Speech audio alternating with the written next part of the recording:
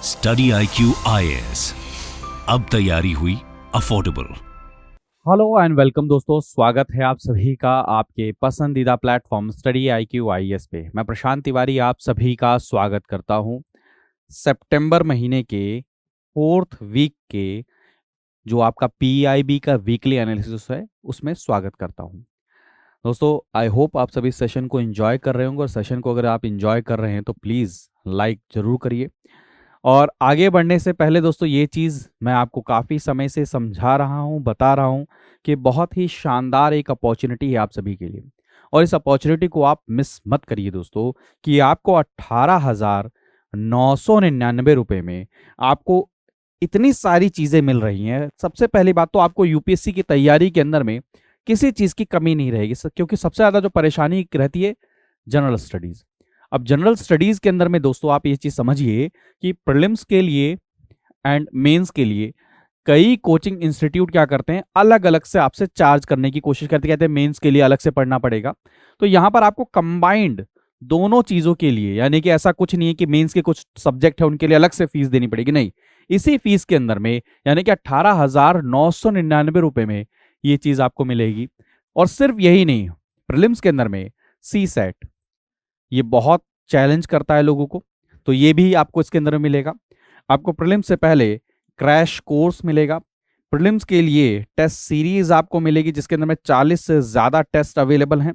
आपको यहाँ पर हैंड रिटन नोट्स मिलेंगे, सारी चीज़ें अवेलेबल है, ऐसी कोई चीज़ नहीं है। आपको करंट अफेयर के लिए कहीं जाने की जरूरत नहीं, करंट अफेयर प्रोग्राम है जहाँ पर आपको PDF मिलेगी, वीडियो मिलेगी, जो भी पूरे दिन के करंट अफेयर सब कुछ मिलेगा। और कितने में? बस 18,999 रुपये में। और मेंटोरशिप मिलेगी आपको, जो आपको मेंटोर एलोकेट किए जाएंगे, वो आपकी पूरी प्रिपरेशन में आपको गाइड करेंगे। और दोस्तों 2 साल की वैलिडिटी, 24 मंथ्स की वैलिडिटी रहेगी इस कोर्स की। तो आज ही एनरोल करना है, लेकिन कोड क्या यूज करना है आप सभी को? PRT लाइव कोड यूज करना है आप सभी को। क्या कोड यूज करना है? PRT लाइव कोड यूज करना है आप सभी को दोस्तों। चलिए आगे बढ़ते हैं फटाफट से। और आगे बढ़ने से पहले ये इंस्टाग्राम हैंडल, ट्विटर हैंडल और टेलीग्राम जहां पर आपको PDF इसकी मिल जाएगी। तो सबसे पहली अगर न्यूज़ देखें दोस्तों, पुनीत सागर अभियान, और उसी के साथ में दोस्तों क्या हुआ, tide turner plastic challenge program, ये UNEP का है। इन्होंने अभी क्या किया, कोलैबोरेट के लिए। तो पुनीत सागर, पुनीत सागर, सागर ओशन, पुनीत यानी कि साफ करके रखना। तो पुनीत सागर जो अभियान है, इसको शुरू किया गया था किसके द्वारा? NCC के द्वारा शुरू किया गया था। कि जो कोस्ट लाइन है हमारे देश के अंदर में, जितनी भी कोस्ट लाइन है जो समुद्र के साथ में है, उसको हम क्या करेंगे? साफ करेंगे। तो ये क्या है, अभी United Nation environment program UNEP और NCC नेशनल कैडेट कोर, उन्होंने क्या किया है, MOU साइन किया है, जहां पर वो जो प्लास्टिक पॉल्यूशन हो रहा है उसको क्या करना है? साफ करना है। कहां से? वाटर बॉडीज से। तो प्लीज याद रखिएगा, पुनीत सागर प्रोग्राम जो है वो NCC के द्वारा लॉन्च किया गया था। कब? पिछले साल 2021 में। और ये शुरू तो वैसे 1 महीने के लिए ही किया गया था, लेकिन धीरे धीरे इसको बढ़ाते रहे, पूरे साल चलता रहा, पूरे पैन इंडिया में सारी वाटर बॉडीज को साफ करने के लिए, साफ सफाई के लिए। और धीरे धीरे क्या हुआ, अब यहाँ पर और भी चीजें हुई। जैसे इस चीज को देखते हुए, NCC के इस प्रोग्राम को देखते हुए UNEP को और ज्यादा इम्प्रेस होकर इस प्रोग्राम से UNEP ने भारत के साथ में, इस वाले NCC के साथ में क्या क्या जोड़ लिए। और क्या प्रोग्राम है? Tide turners plastic challenge program. ठीक है, तो इस सक्सेस को देखते हुए UNEP ने ज्वाइन किया, हैंड किया NCC के साथ में। प्लीज याद रखिएगा, आपसे क्वेश्चन पूछा जाएगा पुनीत सागर अभियान किसका है, तो आपको कंफ्यूज कर देंगे, मिनिस्ट्री ऑफ एनवायरनमेंट का है, आपका PMO का है, आपका नीति आयोग का है। तो आपको ध्यान रखना है कि किस चीज से रिलेटेड है आपका, ये NCC के द्वारा शुरू किया गया था। तो आपसे ये भी पूछ लेंगे कि tide turner plastic challenge program ये क्या है, जहां पर आप एजुकेट करते हो यूथ को वर्ल्ड के अंदर में कि प्लास्टिक पॉल्यूशन से क्या क्या नुकसान है और कैसे प्लास्टिक को कम किया जाए। ठीक है, तो ये चीज याद रखिएगा और बहुत इंपॉर्टेंट है। पुनीत सागर प्लीज, मेरे को जहां तक लगता है कि आपसे कभी भी ऐसे करके पूछ सकते हैं। अगला जो है आर्टिकल, भारत ने एक जो टुकड़ा चावल होता है ना, उसके एक्सपोर्ट के ऊपर बैन लगा दिया है। और उससे पहले जो नॉन बासमती चावल होता है उसके एक्सपोर्ट के ऊपर में ड्यूटी लगा दी थी। यानी कि इन शॉर्ट, भारत की जो राइस से रिलेटेड एक्सपोर्ट पॉलिसी है उसके अंदर में कुछ चेंजेस हमें देखने को मिलते हैं। तो ऐसा हम क्यों कर रहे हैं? देखिए, इस चीज को समझने की कोशिश करिए।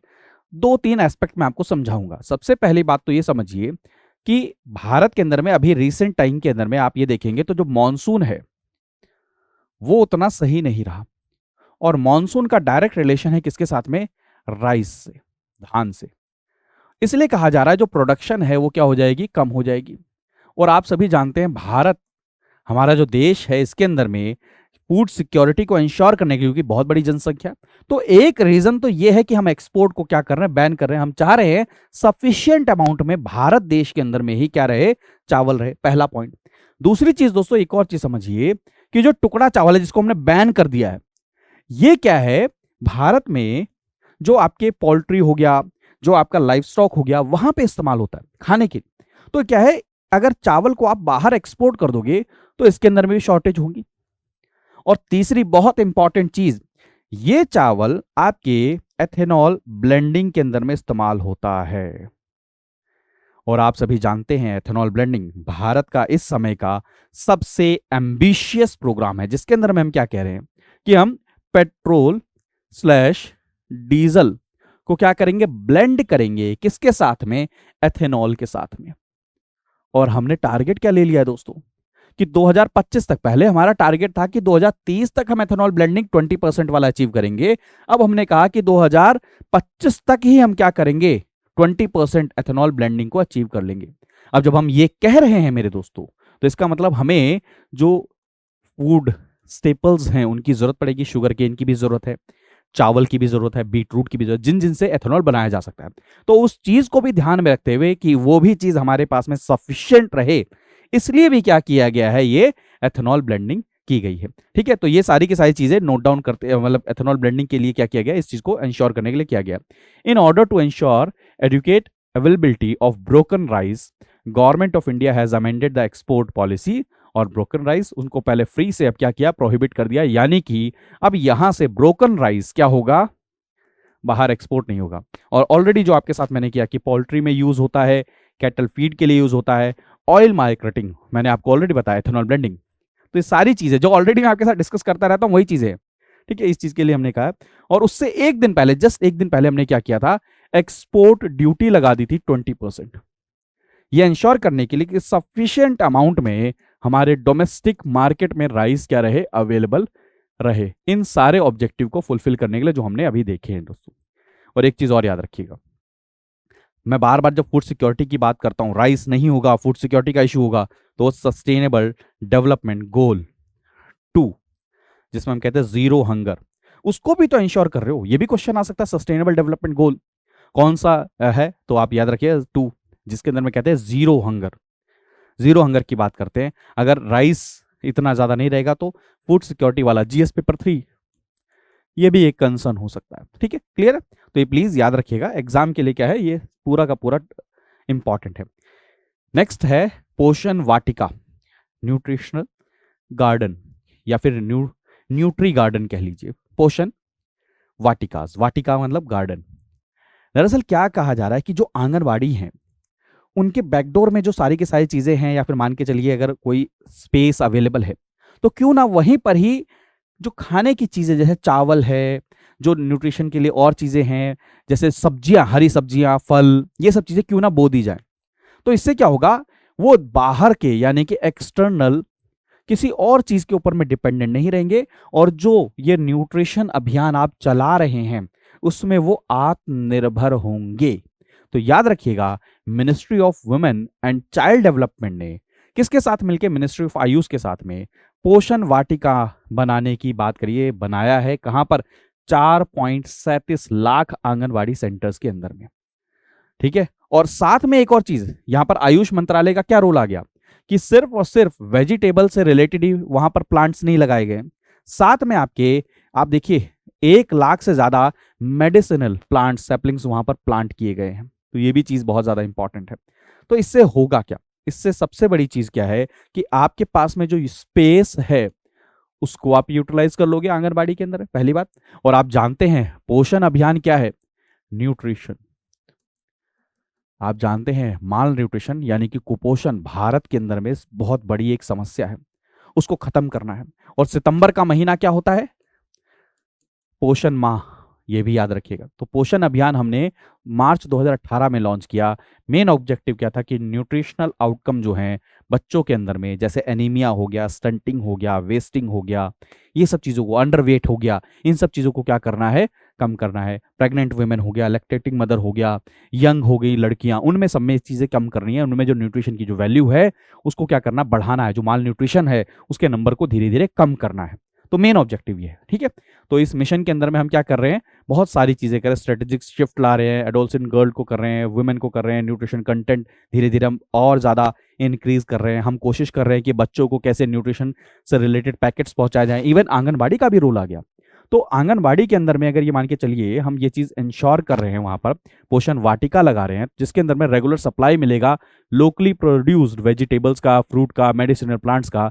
तो आप खुद सोचिए, बच्चों को, महिलाओं को, तो क्या है, बाहर किसी के ऊपर डिपेंडेंट नहीं रहेंगे, सेल्फ रिलायंट होंगे, आत्मनिर्भर बनने के अंदर में करेंगे, स्पेस भी यूटिलाइज हो जाएगा, कॉस्ट कटिंग भी होगी, सारी चीज़ें क्या है, एफिशिएंट है। तो याद रखिएगा किसके द्वारा शुरू किया गया, किसके साथ मिलकर शुरू किया गया, स्वच्छ वायु सर्वेक्षण।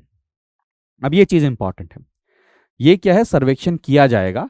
इसके रिलेटेड क्या किया है, गाइडलाइंस जारी कर दी गई हैं कि क्या क्या रहेंगी, कैसे कैसे रैंकिंग की जाएगी, कैसे कैसे सिटीज को एसेस किया जाएगा। तो याद रखिएगा, Swachh Vayu Sarvekshan ranking of cities was released under the national clean air program NCAP के अंडर में, ठीक है, याद रखिएगा। और इसके अंदर में 131 सिटीज को हमने देखा है।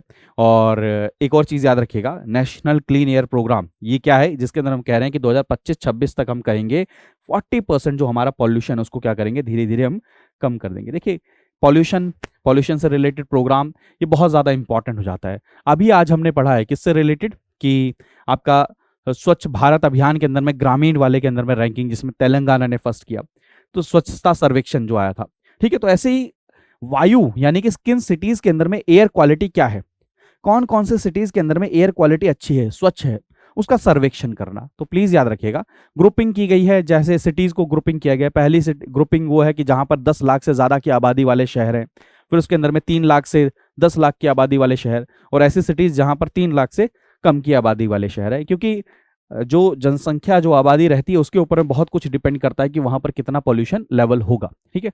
और आप रजिस्टर कहां कर सकते हैं, तो ये याद रखिएगा, under the guidelines cities are required to undergo self assessment as per the framework given on.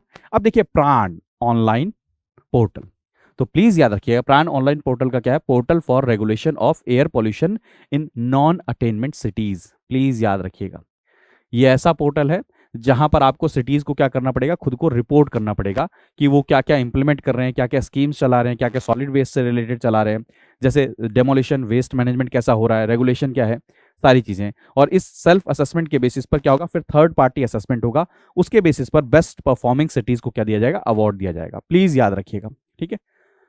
Clear है, क्लियर है। अब अगर मान के चलिए सिटीज अपना नॉमिनेशन खुद कर रही हैं, यानी कि सिटीज के अंदर में क्या हो रहा है, कंपटीशन हो रहा है कि कैसे एयर पॉल्यूशन को कम किया जाए। और ये कंपटीशन क्या होता है, कॉम्पिटिटिव फेडरलिज्म, यानी कि आप स्टेट्स के बीच में, सिटीज के बीच में कंपटीशन करा रहे हैं ये इंश्योर करने के लिए कि जो एयर क्वालिटी है वो क्या हो, इंप्रूव हो।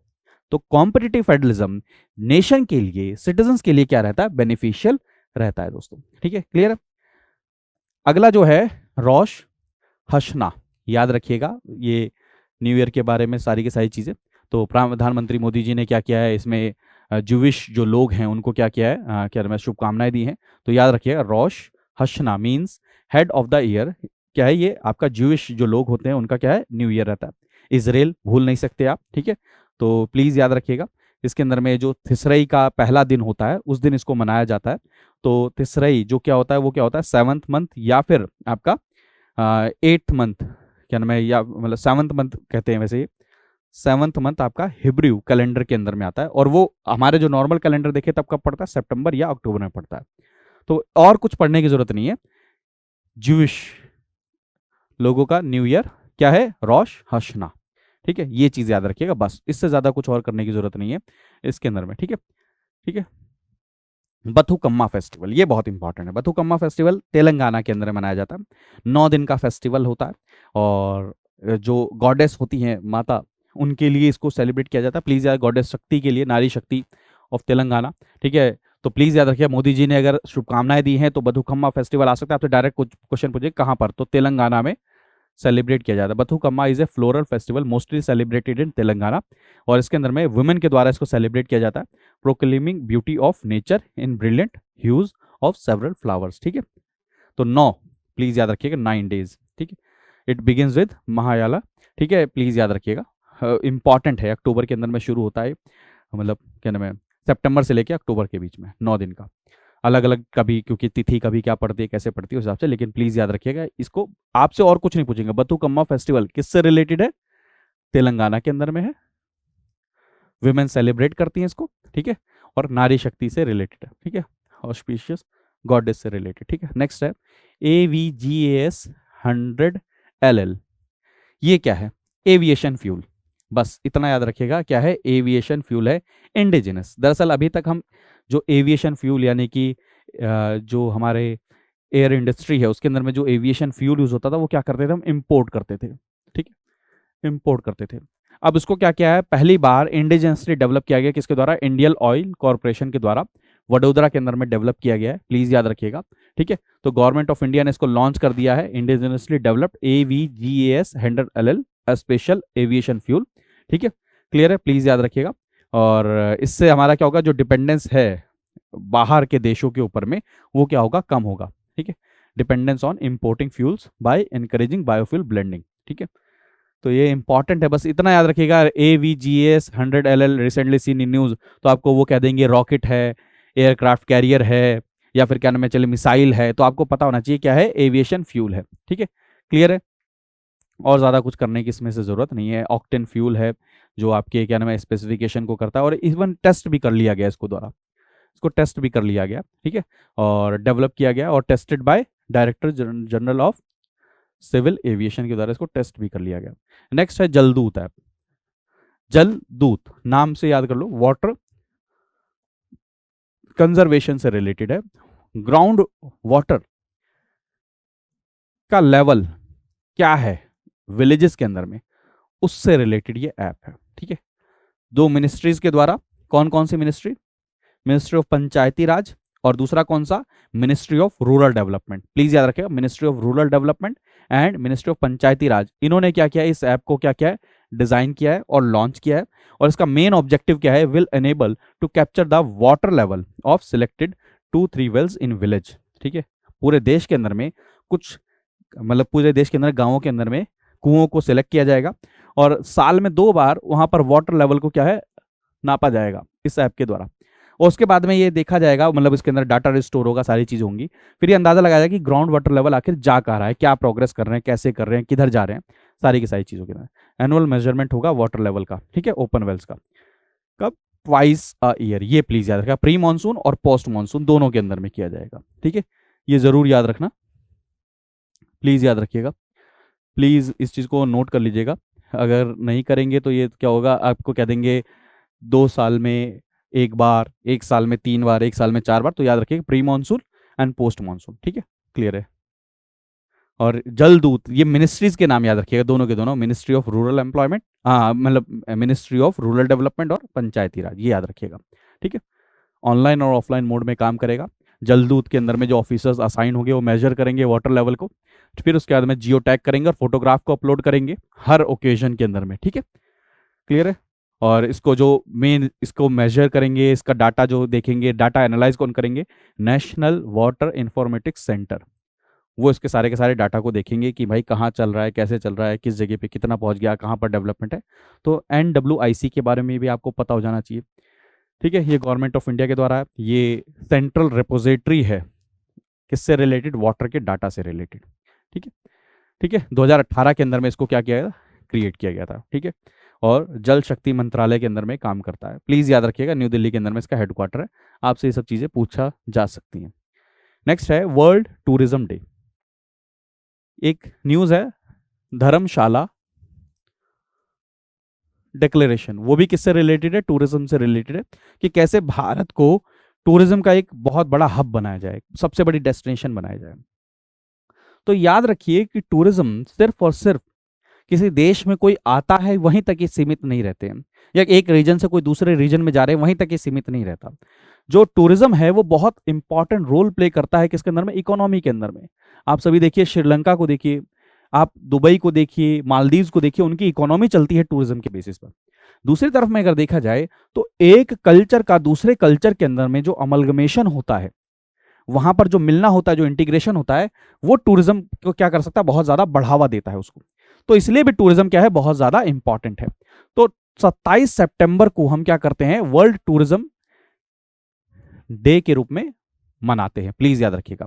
इससे क्या होगा, टूरिज्म एक बहुत इंपॉर्टेंट टूल है किस चीज के लिए, सोशल इंटीग्रेशन के लिए, पॉलिटिकल इंटीग्रेशन के लिए, कल्चरल एंड इकोनॉमिक वैल्यू के लेवल पर देखा जाए। और ऑलरेडी मैंने आपको बताया, और भारत एक ऐसा देश है दोस्तों जहां पर पूरे साल टूरिज्म चल सकता है। ऐसा नहीं है कि साल के 2 महीने चल सकता है। भारत के पास में इतनी डाइवर्सिटी है, इतना रीजनल डाइवर्सिटी, इतना एनवायरमेंटल डाइवर्सिटी, कि हर रीजन के अंदर में हम क्या कर सकते हैं, टूरिज्म कर सकते हैं पूरे साल। ठीक है, तो प्लीज याद रखिएगा कि वर्ल्ड टूरिज्म डे, अब ये हमने क्यों डेजिग्नेट किया, हमने कब कहा कि 27 सितंबर को हम वर्ल्ड टूरिज्म डे के रूप में बनाएंगे, और किसने डेजिग्नेट किया, तो प्लीज याद रखिएगा, वर्ल्ड ट्रेड ऑर्गेनाइजेशन के द्वारा 1979 के अंदर में इसको क्या किया गया था, डेजिग्नेट किया गया था। तो अब आप एक चीज समझिए कि किसी रीजन के अंदर में टूरिज्म बहुत इंपॉर्टेंट रोल प्ले करता है। कई सारे स्टेट भारत के अंदर में टूरिज्म के ऊपर में डायरेक्टली डिपेंडेंट है। अगर वहां पर टूरिज्म को और ज़्यादा आगे बढ़ाया जाए, प्रचार प्रसार किया जाए, तो आप ये समझिए कि भारत के अंदर में ही टूरिज्म से उन लोकल एरिया में कितना जॉब का क्रिएशन होता है, एम्प्लॉयमेंट क्रिएशन हो सकता है। इसीलिए आपको पता होगा कि कोविड के बाद में टूरिज्म सेक्टर को कैसे बूस्ट किया जाए, वहां पर क्या क्या चीज़ें इंप्लीमेंट की जाएं, इसके ऊपर में भी काफ़ी ज़्यादा क्या किया जा रहा है, फोकस किया जा रहा है। ठीक है, प्लीज़ याद रखिएगा इन सब चीज़ों के अंदर में। जैसे नॉर्थ ईस्ट एरिया में, पहाड़ों पर जो छोटे छोटे एरिया हैं जहाँ पर अभी तक नहीं पहुँचे हैं, हेरिटेज साइट हैं, वहाँ पर टूरिज्म को कैसे बढ़ाया जाए, टूरिज्म से रिलेटेड सर्किट बनाए जा रहे हैं, थीम से रिलेटेड टूरिज्म कराई जा रहे हैं, सारी चीज़ें कराई जा रही हैं। बहुत सारे इनिशिएटिव हैं, जैसे देखो अपना देश हो गया, उत्सव पोर्टल हो गया, वहाँ पर आप धीरे धीरे कर रहे हैं। वहाँ पर आप क्या कर रहे हैं, जैसे नेशनल टूरिज्म पॉलिसी आपने बनाई 2022 की, जो ड्राफ्ट के अंदर में है, जिससे आप ये मेन ऑब्जेक्टिव क्या है, देखिए टूरिज्म से मेन ऑब्जेक्टिव, सबसे पहला ऑब्जेक्टिव क्या होगा कि आप इकोनॉमी, टूरिज्म बहुत इंपॉर्टेंट रोल प्ले करेगा उस रीजन की इकोनॉमी को रिवाइव करने के अंदर में। आपको सोचिए वहां पर कितने सारे लोगों को जॉब मिल सकती है, और अगर वहां पर सारे लोगों को जॉब मिलेगी मेजर सेक्शन को, तो माइग्रेशन को भी आप क्या कर सकते हैं, रोक सकते हैं, जो एक बहुत बड़ी क्या है, समस्या है। ठीक है, और उस रीजन के अंदर में तो डेवलपमेंट होगी, जब वहां पर लोग जाने लग जाएंगे, टूरिज्म धीरे धीरे इंक्रीज होगा, तो वहां पर और भी लोग जाने लग जाएंगे। ठीक है, नेक्स्ट है एक्सरसाइज काकाडू, प्लीज याद रखिएगा, ऑस्ट्रेलिया के अंदर में होती है। जैसे पिच ब्लैक, वैसे ये भी एक एक्सरसाइज है। भारत के क्या नाम है, हमारे यहाँ से जो नेवी की एयरक्राफ्ट है उन्होंने भाग लिया है। ये क्या है, वहाँ की जो रॉयल ऑस्ट्रेलियन नेवी है उसके द्वारा कराया जाता है। प्लीज याद रखिए काकाडू, इससे ज़्यादा और कुछ पढ़ने की जरूरत नहीं है। ठीक है, ठीक है, एक्सरसाइज काकाडू जॉइंट एक्सरसाइज है, जिसके अंदर, और ये कब से, 1993 से शुरू हुआ था, भारत की तरफ से भी इसमें भाग लिया गया। नेक्स्ट है बांधवगढ़ रिजर्व, जो फॉरेस्ट रिजर्व है। ये इतना याद रखिए, सबसे पहली बात तो कहां पर है, मध्य प्रदेश के अंदर में, एमपी। और यहां पर हुआ क्या है, न्यूज क्या है कि अभी यहां पर आप ये तस्वीर अगर देखें तो आप ये देख सकते हैं कि यहां पर बहुत सारी केव्स मिली हैं, बुद्धिस्ट केव मिली हैं। ठीक है, जैत्या विहार मिले हैं, बुद्ध कितनी 26 बुद्धिस्ट केव मिली हैं, जो आपके 2nd to 5th सेंचुरी की बताई जाती हैं। ठीक है, और अगर देखा जाए आपका 24 इंस्क्रिप्शन मिले हैं ब्राह्मणी लैंग्वेज के अंदर में, आप ये भी चीज़ देखिए। ठीक है, और वहाँ पर मेंशन है किसका, जैसे मथुरा का मेंशन है, कौशाम्बी का मेंशन है, पावता का मेंशन है। तो आप इससे अंदाजा लगा सकते हैं कितना एंशियंट रीजन है, कितना पुराने समय की वो चीज़ें हमें मिली हैं एक्सकेवेशन के अंदर में। और ये हमारी हेरिटेज है, हमारे कल्चरल हेरिटेज है, सारी चीज़ें हैं। जब कई बार क्लेम करते हैं लोग कि हम एक रीजन से दूसरे रीजन को नहीं जानते, तो 5th सेंचुरी में, 2nd BC के अंदर में हम क्या करते थे, वहां पर हमें नजर आता है कि हमारे में इंस्क्रिप्शन मिलते हैं एक रीजन में, मध्य प्रदेश के अंदर में। हम यहाँ पर कौशाम्बी का, वैशाली का, मथुरा का जिक्र करें तो आप समझ सकते हैं इस चीज को। ठीक है, 46 नए स्कल्पचर्स मिले हैं। ठीक है, और आप अगर देखें 26 टेम्पल्स के रिमेन मिले हैं इसके कालाचूरी पीरियड के समय के। ठीक है, कितनी बहुत इंपॉर्टेंट चीजें मिली हैं आपके आर्ट एंड कल्चर के अंदर में, यहाँ से क्वेश्चन आ सकता है, तो इन चीजों को नोट कर लीजिएगा। दूसरी चीज, ये एक्सकेवेशन कौन कर रहा है, आर्कियोलॉजिकल सर्वे ऑफ इंडिया किसके अंडर में काम करता है? मिनिस्ट्री ऑफ कल्चर के अंडर में। कब स्टैब्लिश किया गया था? 1861 में, प्लीज याद रखिएगा, ठीक है, 1861 के अंदर में, ठीक है। नेक्स्ट है global innovation index. World intellectual property organization के द्वारा ये इंडेक्स निकाला जाता है। पहली बात, भारत की इस साल रैंकिंग क्या है? 40, प्लीज याद रखिएगा। कितनी कंट्रीज में से? 132 कंट्रीज में से। तो इतना याद रखिएगा, ग्लोबल इनोवेशन इंडेक्स किसके द्वारा? वीपो के द्वारा। किसके द्वारा? वीपो के द्वारा, world intellectual property index organization, property organization, जो आपको मैंने बताया वीपो। और भारत की जो इंडेक्स रैंकिंग क्या है? 40 रैंकिंग, 48th, क्या है? 48th रैंक है भारत की, ठीक है। क्लियर है? प्लीज याद रखिएगा। और बताता है कि 132 कंट्री के अंदर में कौन कौन सी कंट्री में कितना कितना इनोवेशन हो रहा है, क्या हो रहा है, रैंक याद रखिएगा, ठीक है। अगर मैं आपको दिखाने की कोशिश करूं तो आप रैंकिंग यहां से देखिए, 2015 में 81 थी और अभी कहां पर? 40। तो ये देखिए इतना ज़्यादा हमने किया। अगर आप देखें 2021 में क्या रैंक थी? 46 रैंक थी। आपसे रिलेटिवली पूछ सकते हैं कि 2021 के अंदर में कितनी रैंक थी। सारे लोग 2022 का प्रिपेयर करके चले जाएंगे। तो याद रखिएगा 6 प्लेसेस का क्या है? डिफरेंस आया, ठीक है। आपको कंफ्यूज करने के लिए कह देंगे कि 2015 से अभी तक कितना डिफरेंस। अब अच्छा, इसके पीछे रीजन क्या है? आप देखेंगे भारत के अंदर में इंटेलेक्चुअल प्रॉपर्टी राइट्स से रिलेटेड बहुत सारी स्कीम्स चलाई जा रही हैं, अवेयरनेस प्रोग्राम चल रहे हैं, सारी चीजें चल रही हैं। वो भी क्या है? इसके अंदर बहुत इंपॉर्टेंट रोल प्ले कर रहे हैं। तो ये अगर पीआईबी के अंदर में डायरेक्ट है मेंशन, तो दोनों ईयरली वाला भी कर लीजिएगा और ये 2015 के रेस्पेक्ट में भी कर लीजिएगा, ठीक है। तो आई होप आपने इस सेशन को एंजॉय किया होगा, और अगर एंजॉय किया तो वीडियो को लाइक जरूर करना। और ये बहुत बड़ी अपॉर्चुनिटी आपके लिए, 18,999 रुपये में PRT लाइव कोड यूज़ करके आपको ये पूरा का पूरा एक्सेस मिल जाएगा। आप इंस्टाग्राम, ट्विटर पर मेरे साथ कनेक्ट कर सकते हैं, टेलीग्राम पर भी कनेक्ट कर सकते हैं। Thank you so much. अपना ध्यान रखिए, मन लगाकर पढ़ते रहिए। मिलते हैं अगले सेशन में। बाय बाय, टेक केयर दोस्तों, जय हिंद। स्टडी IQ IAS, अब तैयारी हुई अफोर्डेबल।